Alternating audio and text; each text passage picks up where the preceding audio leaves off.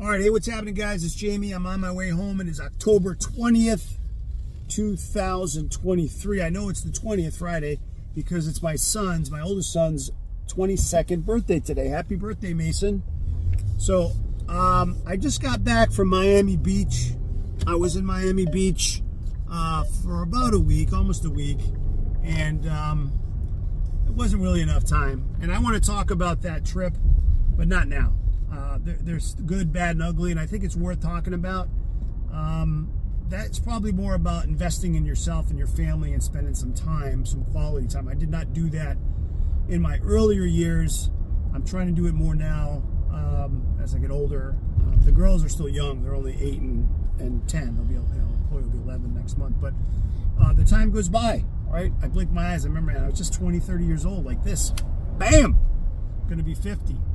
So what I want to talk about today, well, this evening, hopefully it's late enough for me to be seen here before I fade off, is a Tesla thing. All right, I think it's probably good to talk about because Tesla's the primary stock I trade, and that stock has dropped over 15% in 48 hours, right? Less than 48 hours, I guess, or 2 trading days.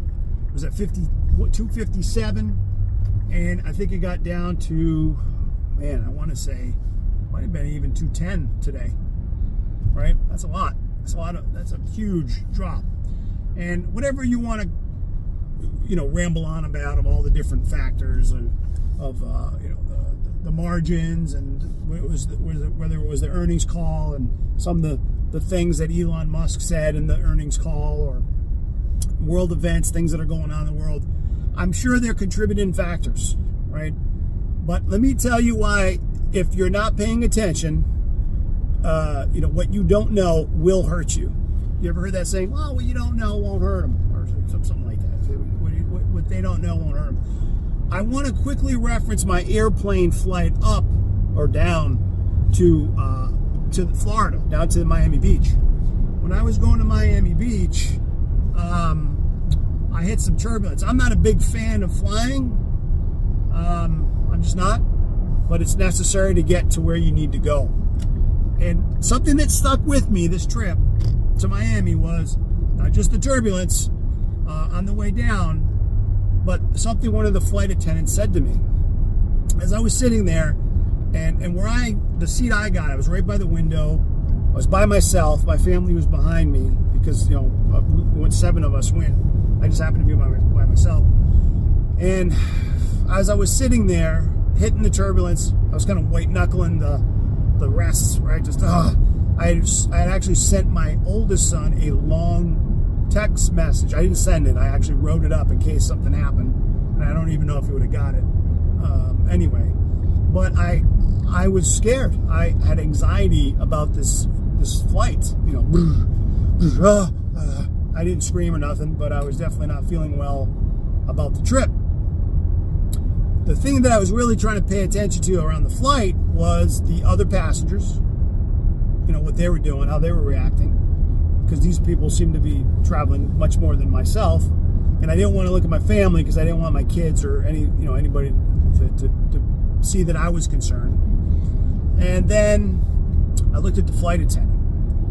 The flight attendant is the person that is the visible part of the crew that you see through the flight, coming back on the aisles, hand you peanuts and drinks, and all that kind of stuff. And I was watching her, in this case it was her, and I was looking at her to see if she looked panicked at all. Because, some of these bumps, we didn't do any nosedives or anything, but for me, it was like, whoa, what's going on? And I looked at the flight attendant, stewardess, the flight attendant, and I was looking to see if maybe she was like praying, if she was like, or talking to somebody, looking concerned. Nothing like that, or holding on, saying prayers. Right? I don't know. I'm looking for anything, any type of expressions that indicate there's a problem. And I don't know what good it would have done, but it made me feel a little better, seeing that she was just stoic, just like, it's part of the thing. Right? Like just the same, the whole flight. That helped. that helped. And then later on, when it calmed down, I got up to use the restroom. I asked her, I said, hey, I don't fly that often at all. I haven't flown, I think, in 5 years. Can you tell me, like, is this normal, this turbulence?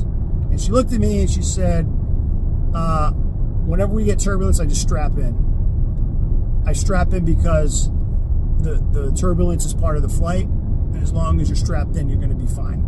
We always get to where we need to go.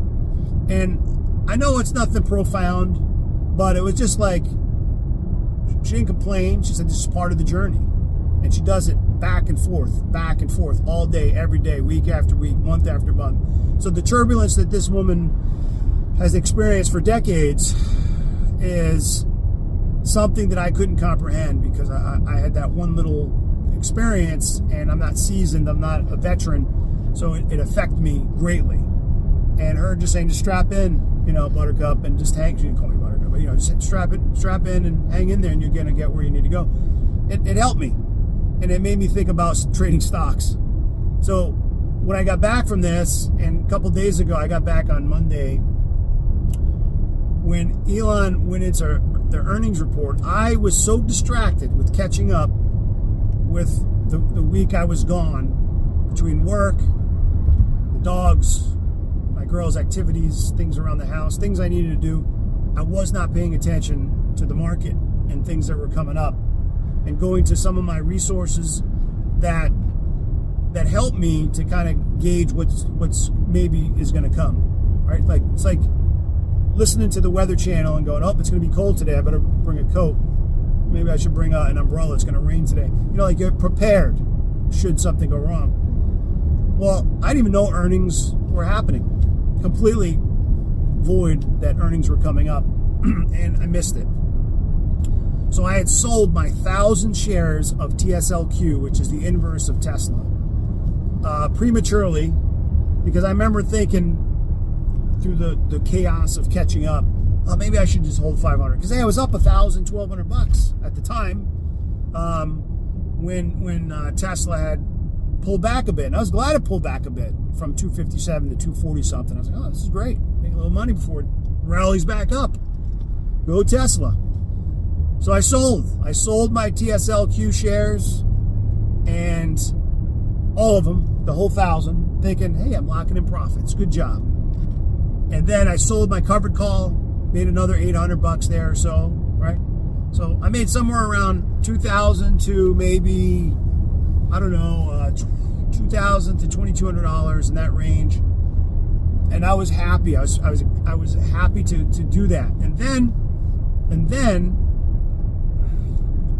the market crashed, like Tesla crashed, right? It went from 244 down to 231 or something like that. I was like, what? Oh man. Now I'm looking at the relative strength index, and I'm thinking, man, that's so oversold. Look how bad it is. I mean, that is awful. I missed it. And I thought maybe it's going to go to this support line of 225 in this case, right? Maybe it goes to that, but I don't know. I missed it. And I still didn't buy back in. I think I did. I bought like a little bit, 100 shares. I mean, a couple $100, because it went from 232 down to 225, and then it dropped down to 220, and now all the way down to 210, right? That is a massive swing, whatever that is, 15, 16, 17%. I don't know what the final number was. And that is my fault for the excuse of, I was distracted.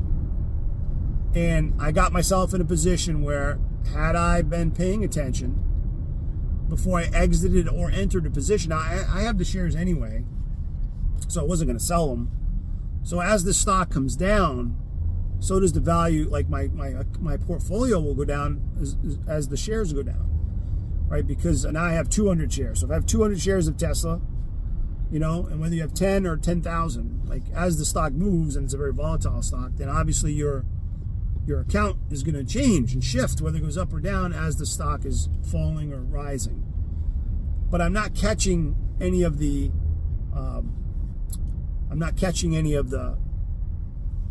the covered call premium, the difference, because I sold them back. I bought them back.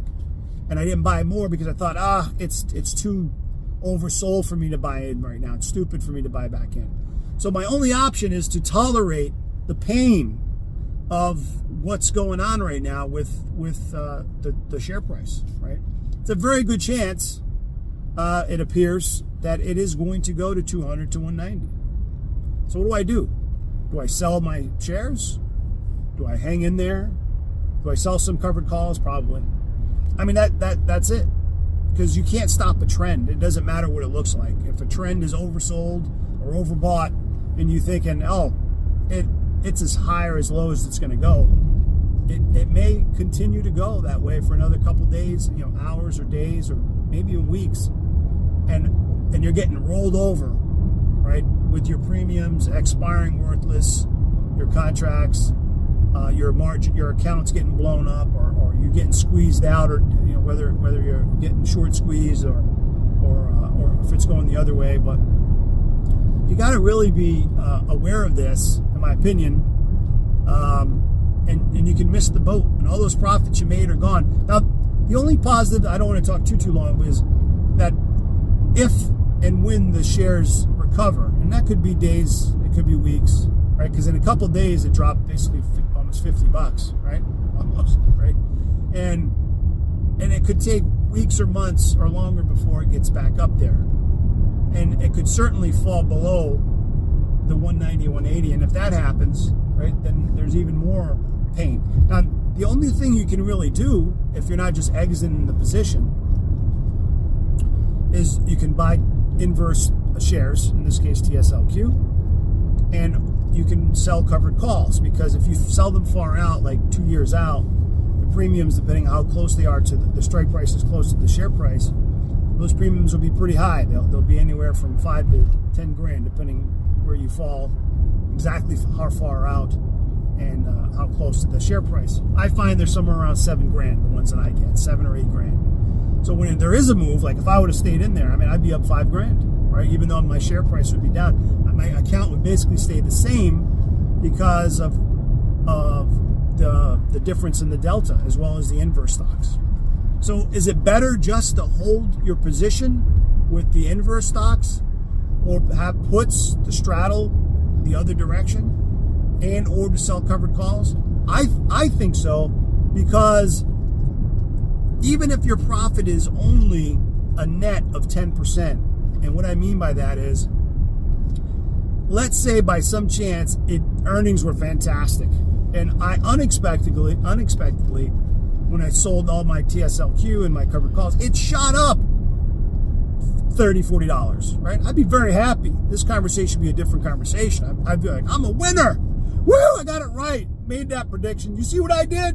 Right? We love to brag and talk about when we get it right, or when things work out, luckily, to our favor. But when things don't work out, we complain and panic and blame. But had I just kept both positions open, regardless if it went one way or the other and there was no clear trend defined, then I still would have been profitable, right? One way or the other. It may have not has been as profitable, but certainly the losses would have been much less. And for some people, those losses or those gains are substantial, right? They're much bigger than a few $100s or a few $1,000s. We're talking tens or hundreds of thousands, and in some case, millions, right?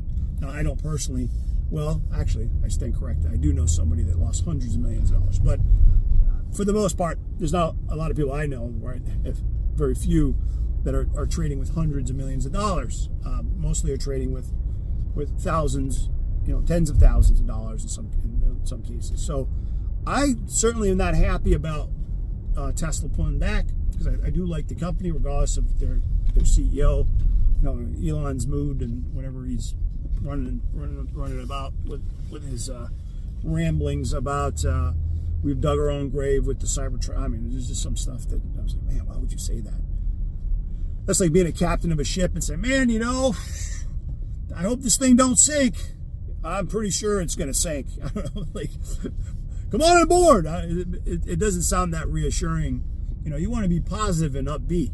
And that's why, back to my plane ride earlier, when it was hitting the turbulence, I didn't turn around and look at my children, they were 8 and 10, and look scared, right? And nervous and say, you guys all right? What do you think? Let's hold hands. Like, I didn't want to do that and freak them out, right? I just was like, all right, I just got to get through this, and just got to get through it. And if you're going through that with Tesla or any other stock, just either get out, right, or don't get in the first place, or manage your risks and understand that if you don't have these stop loss, I don't do stop losses because I believe the algorithms get hunted. The algorithms hunt the stop losses. I'm not saying it's not financial advice. I'm just saying that that's what I found. If you're willing to get in there, just understand that you might have a better chance if it's option contracts that have a put and a call, right? Or puts and calls contracts. And if there's an inverse stock like TSLQ has a TSLA, or here's a good one, SQQQ and TQQQ, right? It's going up, it's going down. I mean, when there's fear out there, for example, with stuff going on in Palestine and Israel and these type of events, there's fear out there, and then therefore the market, TQQQ goes down and SQQQ goes up, right? Stuff like that, and on and on and on. So anyway, so that's my ramblings for the night. I hope you guys had a good one, and if you have any questions, of course, feel free to leave a comment below. See you next time.